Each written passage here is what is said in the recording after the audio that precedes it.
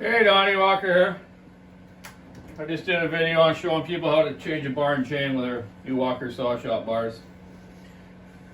Anyways, this video I wanted to show people about the 365 and 372 X-Torque saws. Right from the factory there's some issues. The main issue we have is with the intake boot of the carburetor, the carb manifold. On these saws, being an X-Torque stratified engine, it has fresh air that comes in and gas. Some of these saws don't run right out of the box. Hard to tune, just not running right. So if you guys got one like that, you need to look at this problem they come with. The other day I ran 4 365s up for the college in town here, the university, for the forestry program. 1 out of the 4 had this problem. Almost 1 out of 4 of these saws has this problem. So any dealerships out there or homeowners or loggers should be checking this out if you bought a brand new saw and you haven't checked it over or PDI'd it properly. So instantly now with new ones, I loosen the carb here and just pull the carb out about 1/4 inch, and then I shine a light in there and make sure that this little rubber flap isn't bent over. This is funny because this guy here, Jesse Tremblay, I'm going to modify this saw for him. With half wrap, some bigger dogs for him as well with a 20-inch bar chain. I just brought this here as a sample to show you how to change the bar and chain in the last video, and this one to show you this air intake here, or the intake manifold. I already know this one's folded over. I couldn't believe it because I was going to take this off and bend it over and show you what happens, but this one has the problem. So I'm going to pull this carburetor off. I'm going to shine in there and show you what the problem is here. So first you want to undo your throttle cable, take your fuel lines off. You don't need to just to look at it though, but I'm going to take it right off after I show you. And just loosen your bolts. Take your whatever size of this Torx here, loosen them off. Now I'm going to get you right in there and show you. I never bent this one back or anything yet. It's brand new from the factory. Now you see that? See that down there? It's a little hard to see. But I'm going to take the carb right off now and show you. A little hard to see like that, but I can see it, but maybe not you guys on the video here. So let's get our 2 bolts out.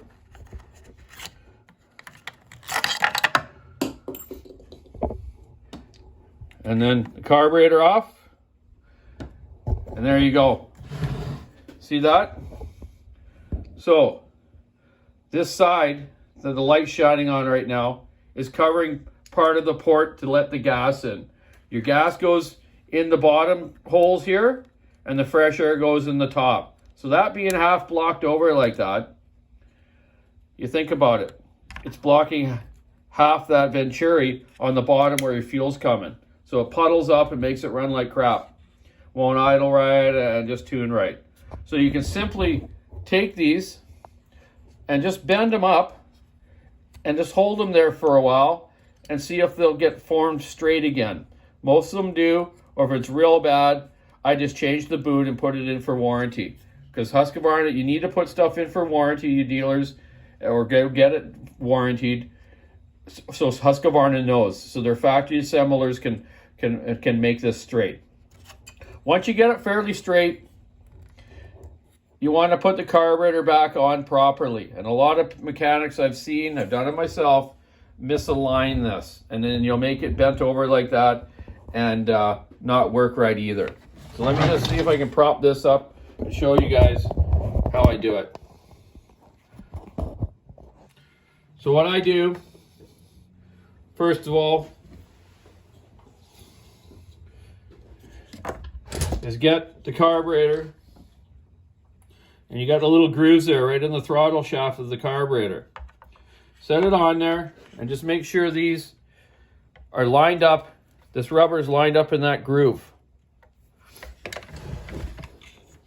Okay? A little hard for you to see maybe. Sorry. Okay? Okay? Come on. Let's get a little screwdriver and bend that one over a little bit. Just up a little bit so it gets in there. Okay? once you got it aligned in there, you want to hold your hand, get your air filter adapter on.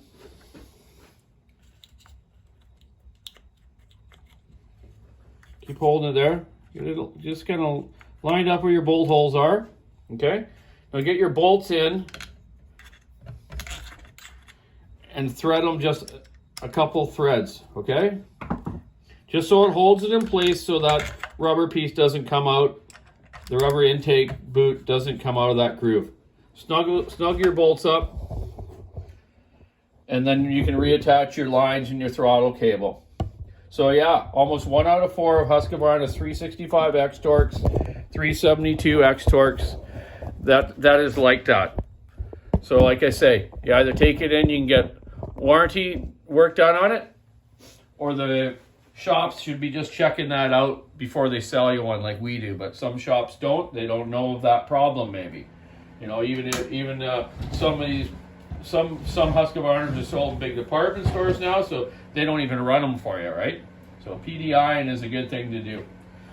Other than that, these saws from the factory are pretty good out of the box. That's the only issue I really see lately. We still have some 372s in stock, X-Torques, non-heated ones. So those probably might be our last batch. Yeah, we keep ordering them and just keep ordering them until we don't get them anymore, eh? Unfortunately, yeah, now you're gonna have, if you need that size of saw and you can't get it in your area, you can get a 572, which is the new version of this saw, or the 372 that is, and you know, the new 585 and 592, which I've been playing around with a little bit too.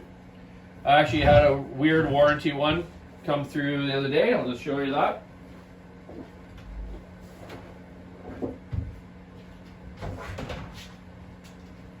This is a new 585, or sorry, 592. It has some issues. I'm getting a lot of problems with top cover wear because the cover rides on top of the cylinder, which it shouldn't. You can see the shining parts of the cylinder on the edges, okay? You can look up in this cover. You see those marks? This thing rides right on there. It should have space. It makes it vibrate, and this cover wear and wears the side of the casing out, and also vibrates in their hands a little bit. Not so much in their hands, but more that you can just, it's just the vibration of this cover wrecking a few things. Okay, this saw also, this is a weird one, and I tell you, I just haven't seen this before. I've seen compression releases break and fall into the engine, like on stills, because I have the compression releases in the head, which I don't like. But I've never seen this. Check this out. There's the compression release right there. Watch. Popped right out, eh? Yeah, this thing's stripped out. I've never seen that. The saw was running, and that thing stripped out. That's just weird, eh? Yeah, so where did the thing go?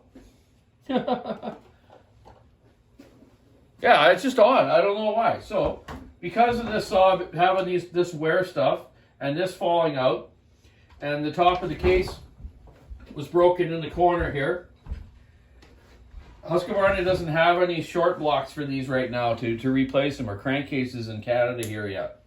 So the company actually gave this fella a new saw. That was pretty good of them. Husqvarna is good that way. If they don't have something and it's going to cost too much to fix under warranty, they'll give you what they call an RGA number, a returns good authorization, and they give you a new saw. Not all the time, but they do in certain circumstances, eh? So, yeah, there we go. Once I get a short block, maybe I'll rebuild that one and use it for milling. This is funny. I got a splitting headache. No, this is actually a 372 X-Torque cylinder that I cut in half. I just wanted to look at a couple things and just show some people, you know, the insides of them, you know. The transfer ports are very clean on these cylinders. They do a really nice job on these cylinders. I think they're made by Molly for Husqvarna. I think they are. They used to have their name on them. Maybe they aren't. Maybe Husqvarna's making their own. Yeah. No, they must be Molly because I think the piston's Molly. Yeah. Anyways, enough funny stuff, eh? Okay, I gotta get back to work. I gotta do a 395 for my friend Trevor Simpson from Gemini Falling. And a 461 for 2 mics tree service. I'm gonna port it up, port match the transfers, do my exhaust work, clean up the intake, back together. Made up a jig for my 462s to put on the lathe so I can take the bases down out of them. This will go right onto the head on the lathe. You take that off, you put this on there. This goes on, perfect bore size, bolt through the exhaust hole, and now I can trim the bottoms off and give them more compression. Not a lot, they don't need a lot more. Anyways, that's enough for today. Keep your saw into it, stick your knives, rub an arrow, check the walkersawshop.com online store. Have a great weekend. Stay dry. Bye.